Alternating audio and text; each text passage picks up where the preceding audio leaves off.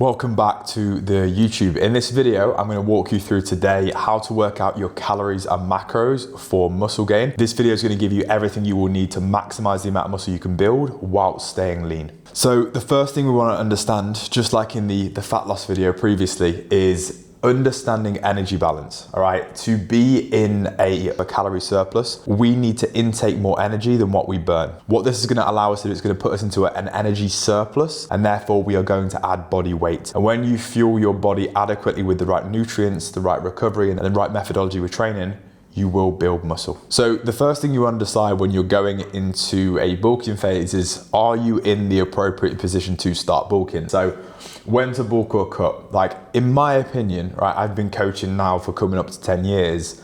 I find the sweet spot to be around about that 15% body fat mark. Now, if you're above 15% body fat, what I always recommend is you go through a cut. This will focus on reduced body fat first, again, improving insulin sensitivity and improving your hormone profile. This is going to enhance nutrient partitioning, and it basically sets a leaner foundation to start building muscle from. This allows you to stay lean throughout a gaining phase, and ultimately when you're building muscle, you want to build muscle for as long as physically possible. If we are below 15% body fat, and what I'll do on screen is I'm going to show you what the body fat percentage chart looks like, just so you can see where you're at. What I would do if you are lean enough to do it is start bulking. So we would enter into a very controlled calorie surplus. This is going to allow you to maximize the amount of muscle growth that we have with minimal fat gain. This is going to lead to better recovery, performance, and training output. Remember, a leaner starting point means you're going to stay lean throughout, but it's also going to give you a massive runway to build as much muscle as possible. If you're in the first 1 to 3 years of your journey, you want to spend, I would honestly say, 70% of the year in a calorie surplus. This is going to allow you to make the most improvements to your physique. The key principle here is don't try to do both at once. A lot of coaches will say to you, look, you can drop body fat and build muscle at the same time. If I'm completely honest with you, this is an incredibly suboptimal way of improving your physique. I would always commit towards one goal rather than the other. So commit fully to a phase, and this is what's going to allow you to make a lot more progress in the long term. For anyone that says that you can build muscle and drop body fat at the same time, I would honestly argue and look at the research behind that before you go into believing that for sure. So step one, the first thing you want to do is calculate your basal metabolic rate. What I will do on screen is I'm just going to give you the formulas now for male and females, or men or women, and this is going to allow you to figure out what your calories your body needs to burn at rest. All right, so what you're going to enter now is your formulas. You're going to use W for your weight, you're going to use height as H, and then ages will be the A in this formula just here. Once you have worked out your basal metabolic rate, what you can then do is you can put it through an activity multiplier, and you can pick one of these on screen, anything from sedentary, light exercise, moderate exercise, very active, or extremely active. Just times your basal metabolic rate by one of these multipliers here, and that will give you your calorie target to start with. Now, most evidence-based guidelines, guys, are going to recommend that we sit between 5 to 15% calorie surplus. Now, just for this video, I'm going to advise around 10% starting point, but then obviously we can adapt it from there. This is going to allow you to build muscle consistently whilst minimizing fat gain at the same time. So what are macronutrients? Macronutrients are the nutrients that your body needs in the largest amounts. So we have protein, we have carbohydrates, and we have fats. As we know, protein supports muscle repair, the growth of all cells within the body. Carbohydrates is going to be our primary energy source, of which we use in weight training. You use it with your brain for cognition, and in anything which is very much high intensity exercise, we're going to derive carbohydrates as our energy substrate. And then from a fats perspective as well, this is your concentrated energy source for hormone production, nutrient absorption, and cell function. And fats are going to yield a slightly higher calories per gram. So for every gram of fats, it's going to yield 9 calories. Unlike, for example, carbohydrates and protein, where we're going to yield about 4 calories per gram of each nutrient as well. So how do we set your macros? Now, macros in a gaining phase are a little bit different to a dieting phase, purely for the fact if somebody is going to be starting to bulk or add muscle, we expect you to be a lean starting position to start with. So you don't need excessive protein in a surplus. Most people would think that you do, but really you don't. Anywhere between 0.8 to 1 gram per pound of body weight is honestly enough to maximize muscle growth whilst fueling calories for performance. I like to just set it at 1 gram per pound of body weight. If somebody's coming to me at 15% body fat, I don't need to work out that lean mass. At 1 gram per pound will generally be a great starting point of where they need to be. Fats are gonna sit anywhere from 15 to 30% of your total calories. Again, fats are essential for supporting hormone production and overall health. However, keep fats moderate. Like, I really am not a big advocate for high fat diets when we're trying to build muscle. The reason for that is that carbohydrates is the energy substrate we use when we're weight training. When we obviously are recovering, carbohydrates are essentially the #1 fuel source that our body needs, right? For performance, but also for recovery as well. So when we're working out calories, we're gonna set our fats anywhere between 15 to 30%. So for most people, it's gonna be around that kind of 20% mark. You can have it higher if your preference is to have it higher, and the remaining calories will always come from carbohydrates. So you set protein first. Once you have your protein number, you figure out how much calories is gonna come from the percentage of fats. So 20% of your total calorie target as an example, and then you will figure out the remaining carbohydrates. Super, super easy, effective way to work out your calories. What I will do on screen, which I'll flash up here, is I will just give you a worked example of figuring out somebody's calorie target. Once you've been through the activity multiplier, we're gonna figure out the protein requirements based on their body weight as well in pounds. We're gonna take the percentage of fats that they're gonna be using and deriving it from the total calorie marker on there at 20%.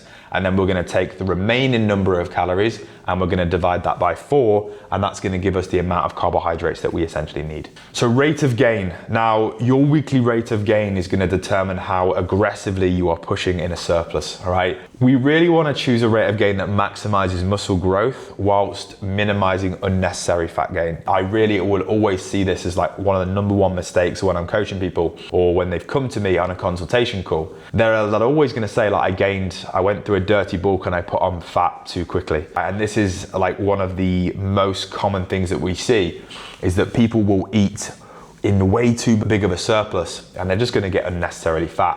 Now, if you are a natural lifter, what I always recommend is you're gonna sit between 0.25 to 0.5% of your body weight increase per week. This is gonna be the sweet spot for most. This is gonna maximize the amount of muscle that we can build, make sure that the surplus isn't too big, but it's also gonna make sure that we minimize the amount of fat gain as well. If you're doing all of those things, it's gonna have a massive impact on our ability to grow muscle in the long term as well. Now, step 3, track, monitor, and adjust. You're gonna track your intake and your body weight consistently at the same time. This is gonna make sure that we're gaining body weight at the right weight. And the rules for adjustments are super, super simple. Like, whenever we are obviously tracking food, there's 2 things that we can do. We track it on MyFitnessPal, everything that we eat, or we follow a structured diet plan. Completely up to you. You're gonna weigh yourself daily and you're gonna collect data for the first 7 to 10 day period. Remember, if you do start eating a diet and you start eating more food than you were previously, you will see a larger increase in stuff like your water retention and your glycogen uptake as well. Hence, we do see that body weight will trend up naturally over the first 7 to 10 days. If you find by day 10 it's really starting to plateau and you've seen a consistent plateau in that first period of time, you have the ability to progress. Generally, when I'm making changes, if your body has not gained any weight for a consecutive 2 weeks, you need to increase your calories. At that point, again, you're not really seeing much benefit from being at maintenance calories. To maximize the amount of muscle we can build and for the best results, we want to ensure a very slight calorie surplus, normally around 200-300 calories. The rules for adjustments is we never reduce protein, right? We always hold protein the same in a muscle building phase. You won't necessarily have larger protein requirements the further you go through it. We will always increase carbs first, generally speaking in 25 to 50 gram increments. It's very easy to track. Remember, 25 grams of carbohydrates is 100 calories, 50 grams of carbohydrates is gonna be 200 calories. You can increase fats only if you need to support calories and adherence. Like, the only reason I would increase fats generally in a gaining phase is fats are quite easy to eat. You know, if you add olive oil onto some foods, or you add some butter as an example, or you have some nuts or avocado, it's not that satiating in comparison to,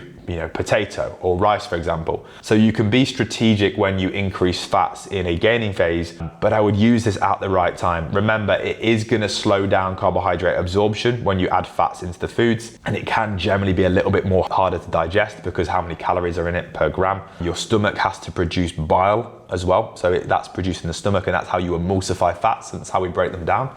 So please be very careful and strategic around when you add fats into your diet, okay? Specifically in that post-workout window, we want to be minimizing the amount of fats in the post-workout meal to maximize the amount of carbohydrate uptake. Remember, fats slow down carbohydrate digestion. Tracking accuracy is everything. Like I said to you before, we want to do two things. We either log every single meal in MyFitnessPal, or number two, we follow a structured meal plan.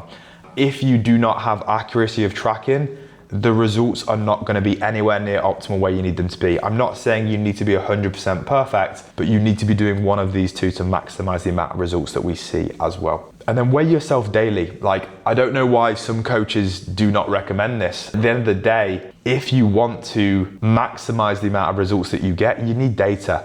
And without very clear data, if you're not weighing yourself every single day, how are you going to get the weekly average?